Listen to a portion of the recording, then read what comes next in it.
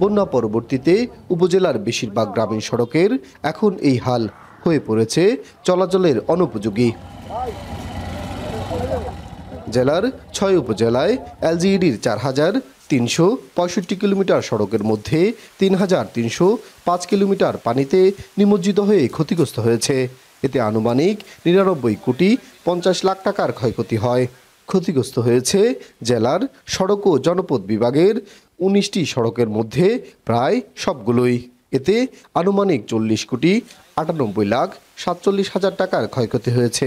সড়কগুলো দ্রুত সংস্কার না করলে যোগাযোগ ব্যবস্থা বিচ্ছিন্ন হয়ে সীমাহীন দুর্ভোগ পোহাতে হবে বন্যায় ক্ষতিগ্রস্ত মানুষের।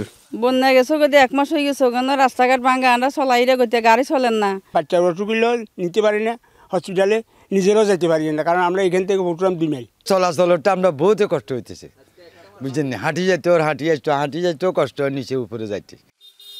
সংশ্লিষ্ট কর্মকর্তারা বলছেন, যে পরিমাণ ক্ষয়ক্ষতি হয়েছে তা পরিদর্শন করে উচ্চ মহলে জানানো হয়েছে। ডিপিপি হয়ে নতুন প্রকল্প এলেই কাজ শুরু হবে। কী পরিমাণ ক্ষয়ক্ষতি হয়েছে তার একটি বিবরণ আমাদের হেডকোয়ার্টারে প্রেরণ করেছি। ওনারা আমাদেরকে আশ্বস্ত করেছেন যে একটা ডিপিপি হয়ে নতুন করে প্রকল্প নেওয়া হবে, তারপর আমরা পুরোদমে কাজ শুরু করতে পারবো। জরুরি ভিত্তিতে সংশ্লিষ্ট কর্তৃপক্ষের অগ্রাধিকার ভিত্তিতে সড়কগুলো সংস্কারের উদ্যোগ নিয়ে জনসাধারণের চলাচলের উপযোগী করবেন, এমনটাই প্রত্যাশা বন্যা দুর্গত এলাকার সাধারণ মানুষের। সোলাইমান ডালিম, এখন ফেনী।